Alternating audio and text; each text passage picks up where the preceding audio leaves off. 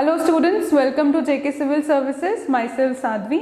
और आज हम अपना केमिस्ट्री का अगला टॉपिक पढ़ेंगे विच इज़ एनर्जी रिसोर्सेज। तो एनर्जी रिसोर्सेज में हम सबसे पहले क्या पढ़ेंगे, what are natural resources. Natural resources क्या होते हैं? नेचुरल रिसोर्सेज वो रिसोर्सेज हैं जो हमें कहाँ से मिलते हैं? नेचर से मिलते हैं, ठीक है, which are obtained from nature, जैसे कि air, water, mineral, sunlight and etcetera. जो भी आपको नेचर से रिसोर्सेज मिलेंगे उन सबको हम क्या बोलते हैं? Natural resources. अब नेचुरल रिसोर्सेज की टू टाइप्स हैं। कौन कौन सी? एक है रिन्यूएबल एंड नॉन रिन्यूएबल, ठीक है। दो तरह के रिसोर्सेज होते हैं नेचुरल रिसोर्सेज में, एक होता है रिन्यूएबल, एक होता है नॉन रिन्यूएबल, ठीक है।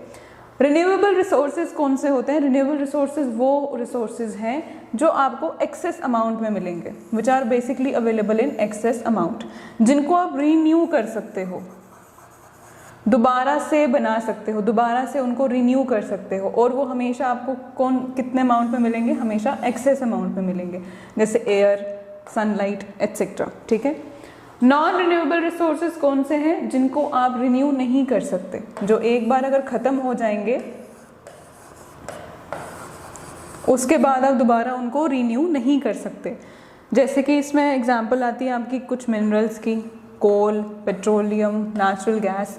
ये ऐसे रिसोर्सेज हैं, अगर कोल एक बार ख़त्म हो जाएगा आप दोबारा से इसको रिन्यू नहीं कर पाएंगे जल्दी, इसको मिलियंस ऑफ ईयर्स लगेंगे दोबारा बनने में, तो हम इनको जल्दी रिन्यू नहीं कर सकते। तो ये ऐसे रिसोर्सेज जिनको आप रिन्यू नहीं कर पाते हैं या जो आपको लिमिटेड क्वांटिटी में अवेलेबल होंगे, वो कौन से रिसोर्सेज होते हैं? Non renewable resources.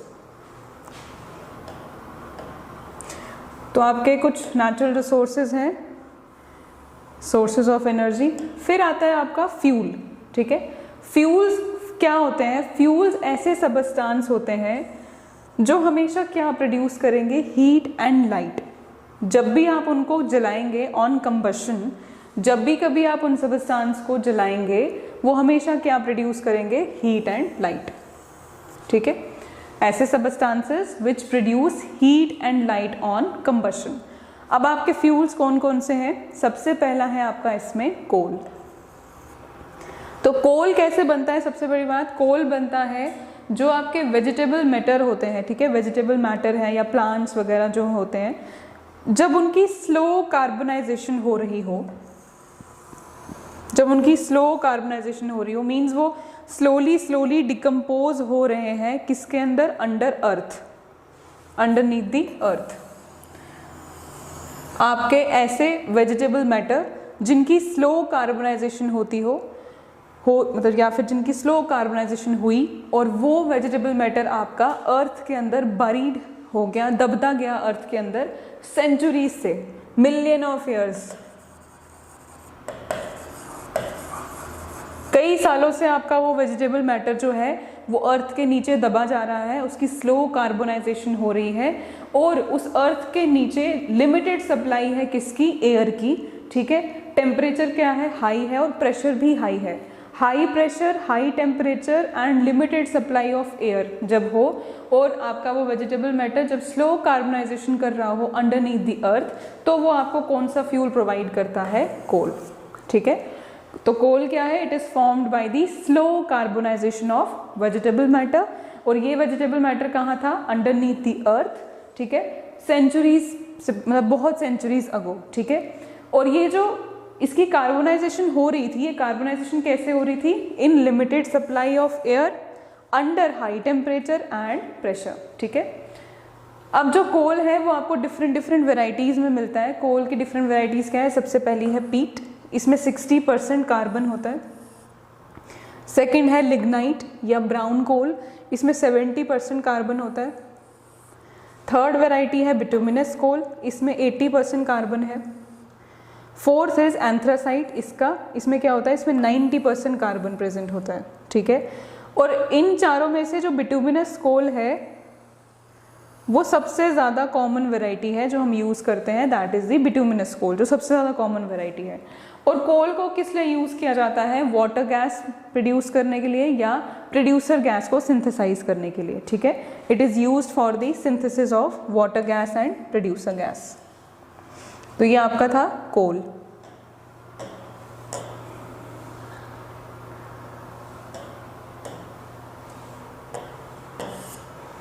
ठीक है। Next is your petroleum. तो पेट्रोलियम भी एक आपका फ्यूल है, ठीक है। पेट्रोलियम क्या है? Dark coloured oily liquid. Oily liquid है, डार्क कलर्ड है, ठीक है, और जिसका ओडर कैसा होता है? ऑफेंसिव, बड़ा ही ऐसे अजीब सा ओडर होता है उसका, बड़ा ऐसे अजीब सा लगने वाला ऑफेंसिव ओडर होता है, ठीक है। पेट्रोलियम को आप और क्या बोलते हैं? पेट्रोलियम को हम और क्या बोलते हैं? रॉक ऑयल, मिनरल ऑयल या क्रूड ऑयल, या फिर हम क्या बोलते हैं? Black gold. पेट्रोलियम को क्या बोला जाता है? ब्लैक गोल्ड, ठीक है। जब हम पेट्रोलियम की फ्रैक्शनल डिस्टिलेशन करते हैं, मीन्स जब हम पेट्रोलियम की रिफाइनिंग करते हैं, जब हमने रिफाइनिंग करनी होती है बाई फ्रैक्शनल डिस्टिलेशन, मतलब हम फ्रैक्शंस में पेट्रोलियम को रिफाइन करते हैं, तो वो हमें डिफरेंट प्रोडक्ट्स देता है एट डिफरेंट टेम्परेचर्स। मतलब आप क्या करते हो? आप पेट्रोलियम की रिफाइनिंग कर रहे हो यूजिंग अ प्रोसेस जिसको आप क्या बोलते हो? Fractional distillation. इसमें हर एक फ्रैक्शन में आपने डिफरेंट टेम्परेचर रखा होता है, ठीक है। तो जब आप पेट्रोलियम की रिफाइनिंग कर रहे हो डिफरेंट टेम्परेचर्स पे, तो वो आपको डिफरेंट प्रोडक्ट देगा, ठीक है। अब वो प्रोडक्ट्स कैसे हैं वो देखिए।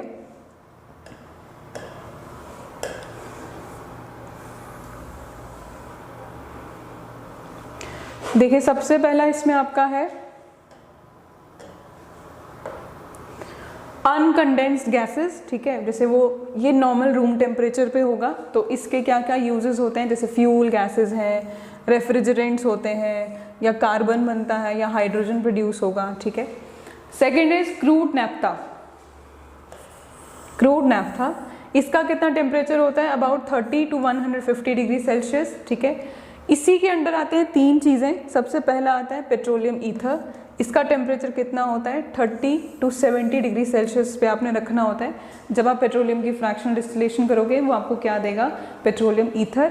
और पेट्रोलियम ईथर जो है वो हम किस के तरह यूज़ करते हैं? As a solvent.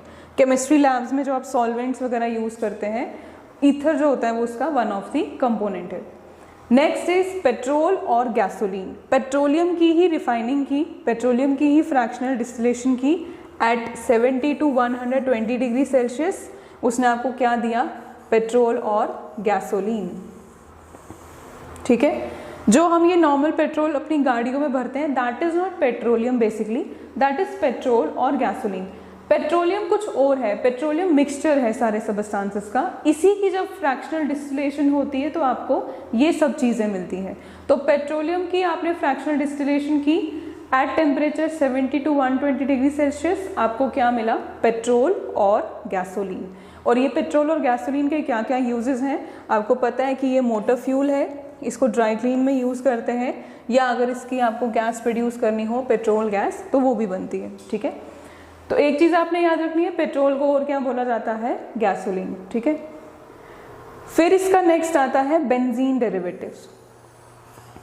मतलब जब आपने पेट्रोलियम की फ्रैक्शनल डिस्टिलेशन की at temperature 120 to 150 degree Celsius, तो इसने आपको बेंजीन कंपाउंड्स दिए, ठीक है। ऐसे कंपाउंड्स जिनमें बेंजीन जो है वन ऑफ द कंपोनेंट होगा।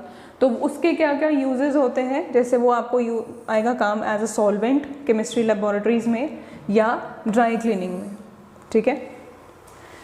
आपने देखा होगा जो ये प्रेस वाले होते हैं, जो जब आप अपने कपड़े प्रेस करने के लिए देते हैं, तो जो ड्राई क्लीनिंग में आप कपड़े देते हैं ना, उसमें पेट्रोल का यूज़ होता है। जो दाग वगैरह लगे होते हैं आपके कोट्स में या ऐसे कपड़ों में जो बहुत ही सेंसिटिव कपड़े होते हैं, उनमें हम पेट्रोल यूज़ करते हैं, जो भी दाग वगैरह होता है उसको हटाने के लिए, ठीक है। Next is your kerosene. तो कैरोसिन का क्या टेम्परेचर है? 150 to 250 डिग्री सेल्सियस। जब आपने पेट्रोलियम की रिफाइनिंग की एट दिस टेम्परेचर, आपको क्या मिला? कैरोसिन। तो कैरोसिन किस हिसाब से काम आता है? एज अ फ्यूल या इल्यूमिनेंट, जैसे जो आप कुछ जलाने के काम आता है, जैसे वो लैंप्स होते हैं जिसमें आप कैरोसिन डालते हैं, ठीक है, एज एन इल्यूमिनेंट या ऑयल गैस, ठीक है। देन आता है आपका गैस ऑयल, फ्यूल ऑयल और डीजल ऑयल। इन तीनों का जो टेम्परेचर है वो सेम है, that is 250 to 350 degree Celsius. और ये तीनों के तीनों जो ऑयल है किस काम आते हैं? As a fuel for diesel engines, ठीक है। जो डीजल वाली गाड़ियाँ होती हैं उनमें आप ये तीनों ऑयल यूज़ कर सकते हो। इन्हीं को कन्वर्ट किया जाता है बाद में गैसोलीन में। एक प्रोसेस होता है जिसको क्या बोलते हैं, क्रैकिंग। ठीक है, क्रैकिंग के प्रोसेस से इन्हीं तीनों चीज़ों को आप पेट्रोल में भी कन्वर्ट कर सकते हो। बट ये तीनों चीज़ें हम किस में यूज़ करते हैं, जो ऐसी गाड़ियाँ या ऐसे इंजन्स जो डीजल पे चलता है। ठीक है, फिर आता है आपका नेक्स्ट इज लुब्रिकेटिंग ऑयल। तो इसका टेम्परेचर कितना है, 350 टू 450 डिग्री सेल्सियस। तो ये किस काम आएगा, फॉर लुब्रिकेशन। फिर इसमें इंपॉर्टेंट है ये बहुत, पैराफिन वैक्स। पैराफिन वैक्स जो है इसका टेम्परेचर लेस देन 500 या 500 तक होता है। और पेट्रोलियम की रिफाइनिंग के बाद जो आपको पैराफिन वैक्स मिलती है उसको आप किस में यूज़ करते हो, कैंडल्स बनाने में, जो बूट पॉलिश होते हैं वो बनाने में, या जो वैक्स पेपर होता है, जो चिपकने वाले पेपर होते हैं, स्टिकी पेपर्स होते हैं, उनको बनाने में। ठीक है, this is very important, paraffin wax. ठीक है, वैसलीन जो हम यूज़ करते हैं, पेट्रोलियम जेली, वैसलीन आपको पता होगा। तो वैसलीन का भी टेम्परेचर सेम जैसे पैराफिन वैक्स का है। ये किस काम आता है, जैसे ऑइंटमेंट्स बनाने में, लुब्रिकेशन पेंट्स, जो हम पेंट्स वगैरह यूज़ करते हैं उसमें हम vaseline as a component add करते हैं। या जब कभी आपको सड़कों पे सरफेसिंग करनी होती है, जैसे रोड सरफेसिंग होती है, तो रोड सरफेसिंग के लिए जो हम प्रोडक्ट यूज़ करते हैं, जो रोड सरफेसिंग के लिए हम वो जो भी वो चीज़ यूज़ करते हैं जिससे आप रोड की सरफेसिंग करो, उसमें भी वैसलीन एज अ कंपोनेंट जाता है। ठीक है, तो वैसलीन एंड पैराफिन वैक्स दोनों का टेम्परेचर इज़ ऑलमोस्ट सेम। बस वैसलीन काम आता है आपके ऑइंटमेंट्स में जो हम रेगुलर यूज़ करते हैं, आपको पता होगा vaseline as a petroleum jelly. Paraffin wax काम आता है कैंडल्स बनाने में या बूट पॉलिश बनाने में। ठीक है, तो ये कुछ प्रोडक्ट्स थे जब आप पेट्रोलियम की फ्रैक्शनल डिस्टिलेशन करते हैं एट डिफरेंट टेम्परेचर्स, तो आपको ये सब प्रोडक्ट्स मिलते हैं और उनके यूजेस ये रहे। ठीक है,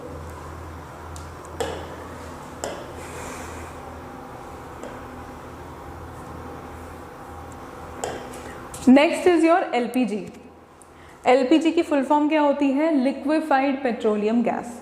मीन्स जो पेट्रोलियम गैस है, पेट्रोल की रिफाइनिंग से जो आपको गैस मिली है उसको आपने क्या किया हुआ है, लिक्विफाई। लिक्विफाई का मतलब होता है कि आपने गैस को किस में कन्वर्ट किया हुआ है, लिक्विड में। गैस को आपने इतना ज़्यादा कंप्रेस किया हुआ है कि वो किस में कन्वर्ट हो गई है, लिक्विड में।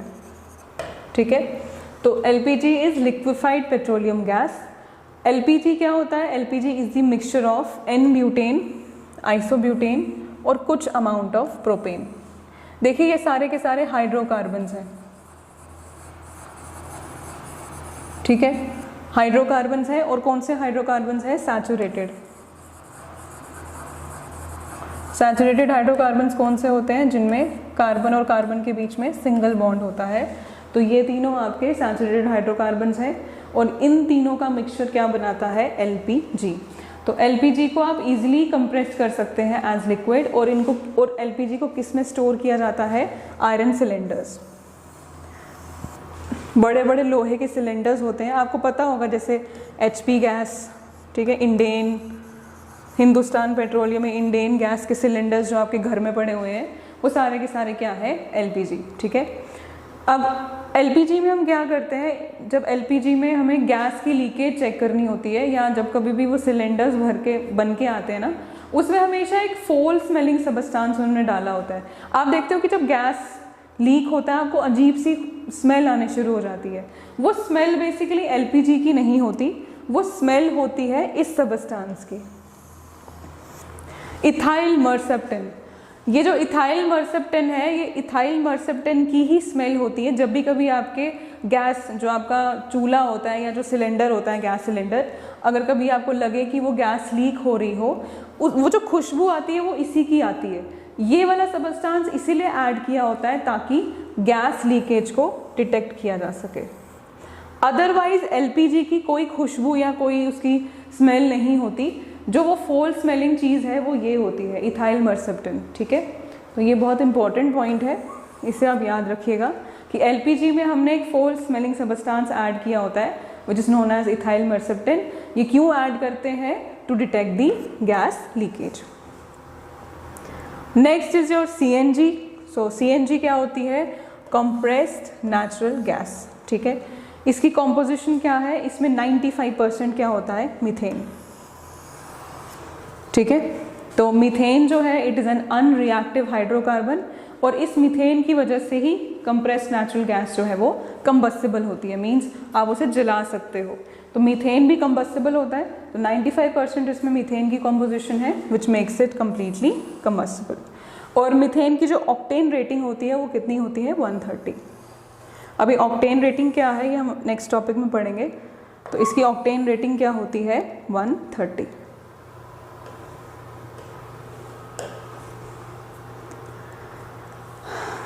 अब आपके यहाँ पे कुछ डिफरेंट फ्यूल्स हैं।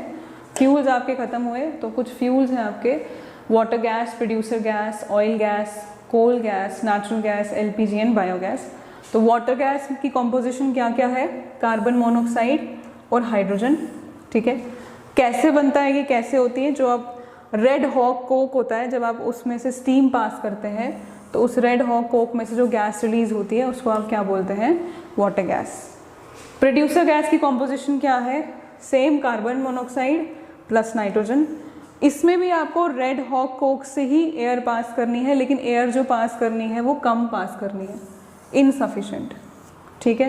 तो जब आप कभी रेड हॉक कोक से इनसफिशिएंट एयर पास करोगे तो आपको मिलेगी प्रोड्यूसर गैस, ठीक है। फिर आता है आपका नेक्स्ट ऑयल गैस। तो ऑयल गैस की कॉम्पोजिशन क्या है? मीथेन, इथाइलिन एंड एसिटाइलिन, ठीक है। इसमें क्या होता है? इसमें केरोसिन की आप डिस्टिलेशन करते हो। आपको पहले पेट्रोलियम से रिफाइनिंग करके केरोसिन मिलता है, फिर केरोसिन को तोड़ के, मीन्स उसको डिस्ट्रक्ट करके, उसको तोड़ के उसकी डिस्टिलेशन करने के बाद आपको क्या मिलता है? ऑयल गैस, ठीक है। फिर आता है आपका कोल गैस। तो कोल गैस में क्या क्या होता है? Hydrogen, methane, ethylene, acetylene and carbon monoxide. ये कैसे मिलता है? इसमें आपने वुड की फ्रैक्शनल डिस्टिलेशन करनी होती है। वुड की फ्रैक्शनल डिस्टिलेशन करने के बाद आपको क्या मिलता है? Coal gas. Next is natural gas. तो नेचुरल गैस में क्या होता है? Methane 83% and ethane. तो नेचुरल गैस आपको कहाँ से मिलेगी? From petroleum. एलपीजी में होता है ब्यूटेन और प्रोपेन। हमने अभी पढ़ा आइसोब्यूटेन, एन ब्यूटेन एंड थोड़ा सा प्रोपेन। ब्यूटेन प्लस प्रोपेन क्या बनाता है? एलपीजी। और एलपीजी आपको कहाँ से मिलता है? From oil wells. Last is biogas और गोबर गैस। ये हमें पहले मिलता कहाँ से? ये याद रखिए, ऑर्गेनिक वेस्ट से, ठीक है। ऑर्गेनिक वेस्ट में क्या क्या होता है? इसमें मीथेन, मेन कंपोनेंट इसमें मीथेन होता है। Methane, carbon dioxide, hydrogen and nitrogen, ठीक है। तो ये कुछ आपके फ्यूल्स हैं, उनकी कॉम्पोजिशन है और उसके सोर्सेज हैं, ठीक है।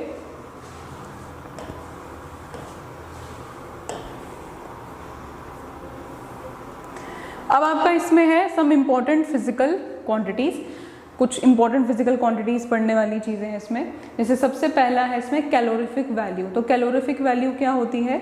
It is defined as the heat obtained, ठीक है। हीट ऑब्टेन्ड जब आप कभी 1 ग्राम फ्यूल को बर्न करते हो इन एक्सेस ऑफ ऑक्सीजन। जब भी कभी आप 1 ग्राम फ्यूल एक्सेस ऑफ ऑक्सीजन में बर्न करो तो उस टाइम पे जो हीट निकलेगी उसी को आप क्या बोलते हो? Calorific value. और ये हमेशा किस में एक्सप्रेस करना होता है? KCAL पर ग्राम, मीन्स किलो कैलोरीज पर ग्राम, ठीक है। नेक्स्ट इज ऑक्टेन नंबर, जैसे मैं आपको बता रही थी ऑक्टेन नंबर। तो ऑक्टेन नंबर क्या होता है? इसमें सबसे पहले तो देखा जाता है परसेंटेज ऑफ आइसो ऑक्टेन। अब ये परसेंटेज आपको किस में देखनी होती है? Mixture of iso octane and n heptane, ठीक है।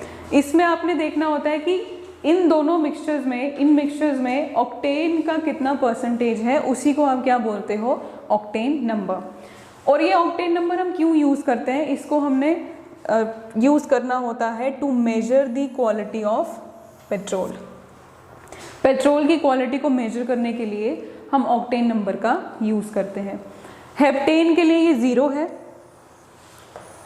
और आइसो ऑक्टेन के लिए ये 100 है, ठीक है। Next is higher the octane number better is the fuel. जितना ऑक्टेन नंबर हाई होगा, जितना ऑक्टेन नंबर बड़ा होगा, उतना ही आपका फ्यूल जो है वो ज़्यादा अच्छा होगा। तभी हम बोल रहे थे कि 130 जिसका ऑक्टेन नंबर है, ठीक है, एलपी उसका कंप्रेस्ड नेचुरल गैस, सीएनजी का ऑक्टेन नंबर 130 था। तो जितना ऑक्टेन नंबर बड़ा होगा फ्यूल उतना ही ज़्यादा बेटर होता है। Next is your cetane number. तो सीटेन भी एक ऑक्टेन की तरह कंपोनेंट है, हाइड्रोकार्बन है। तो सीटेन जो है, सीटेन की परसेंटेज हमने देखनी होती है किसमें, mixture of cetane and alpha methyl naphthalene. Cetane और अल्फा मिथाइल नैप्थलीन में सीटेन की परसेंटेज कितनी है, that is known as cetane number. ये किस लिए यूज़ करते हैं, डीजल की क्वालिटी को चेक करने के लिए, डीजल की क्वालिटी को मेजर करने के लिए हम सीटेन नंबर का यूज़ करते हैं। और it is 100 for cetane and 0 for alpha methyl naphthalene, ठीक है।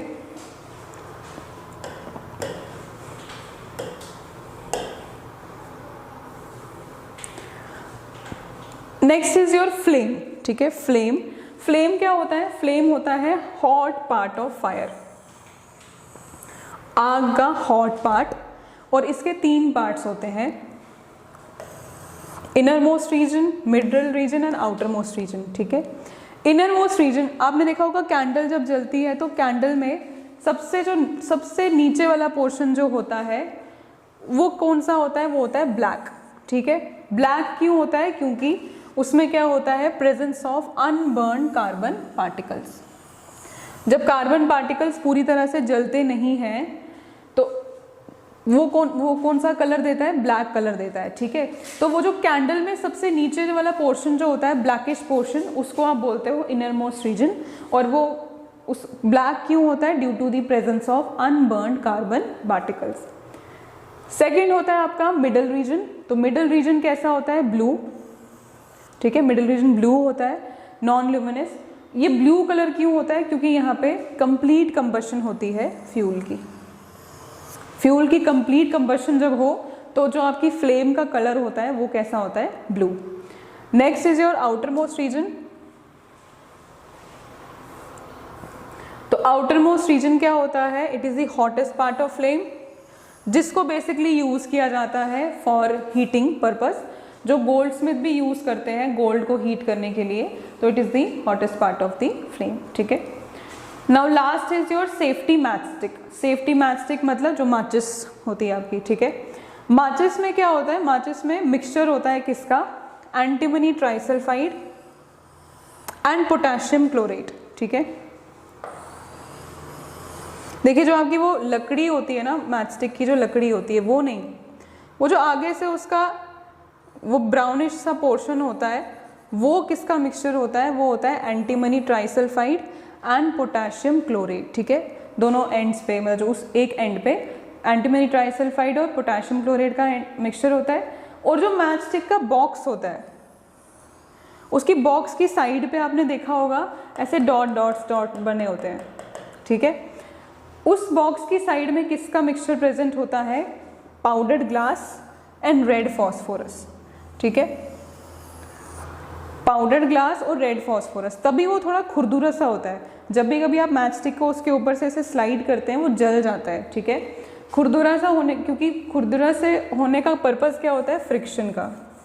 और आपको पता ही है कि फ्रिक्शन जब होती है वो क्या प्रोड्यूस करती है, हीट, ठीक है।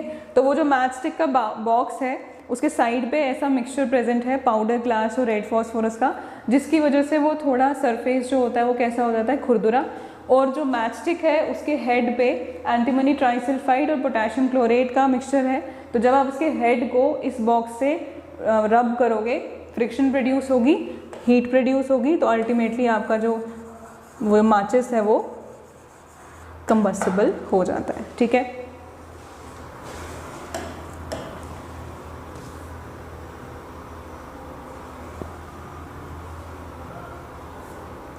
ठीक है। अब इसमें लास्ट के कुछ 3 पॉइंट्स हैं इंपॉर्टेंट।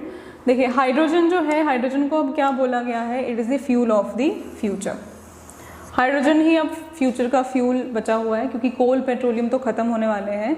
तो हाइड्रोजन जो है it is the fuel of the future. फिर उसके बाद जब आप अल्कोहल को कभी पेट्रोल में मिक्स करते हैं, ठीक है, alcohol when mix with petrol, उसको आप क्या बोलते हो, पावर अल्कोहल, ठीक है। तो ये sorry it is a typing mistake. तो ये क्या होता है power alcohol, it is an alternative source of energy, ठीक है। ये ऑल्टरनेटिव सोर्स ऑफ एनर्जी है अल्कोहल। जब आप पेट्रोल को मिक्स करते हो अल्कोहल के साथ तो वो क्या बनाता है आपका power alcohol, which is an alternative source of energy. और लास्ट पॉइंट है कि किसी भी सबस्टांस की कंबशन के लिए, कोई सबस्टांस जले तो उसकी कंबशन के लिए उसका इग्निशन टेम्परेचर जो होना चाहिए वो लो होना चाहिए। Now what is ignition temperature? Ignition temperature होता है मिनिमम टेम्परेचर जिसमें कोई भी सबस्टांस जो है वो जल जाए, ठीक है। मिनिमम टेम्परेचर जिससे कोई भी सबस्टांस जले उसको आप क्या बोलते हो? Ignition temperature. तो किसी भी सबस्टांस को जलाने के लिए उस सबस्टांस का इग्निशन टेम्परेचर लो होना चाहिए ताकि वो जल्दी जले, ठीक है। तो ये आपका था सम फ्यूल्स, कुछ एनर्जी रिसोर्सेज, ठीक है। इस चैप्टर की जो पीडीएफ्स हैं वो आपको टेलीग्राम पे मिलेंगी। इस चैप्टर का जो टेस्ट है वो ऐप पे होगा, ठीक है। ऐप और टेलीग्राम का जो लिंक है वो डिस्क्रिप्शन में दिया हुआ है। और आई होप आपको ये चैप्टर जो है वो समझ आया होगा। For any doubts please ask some questions.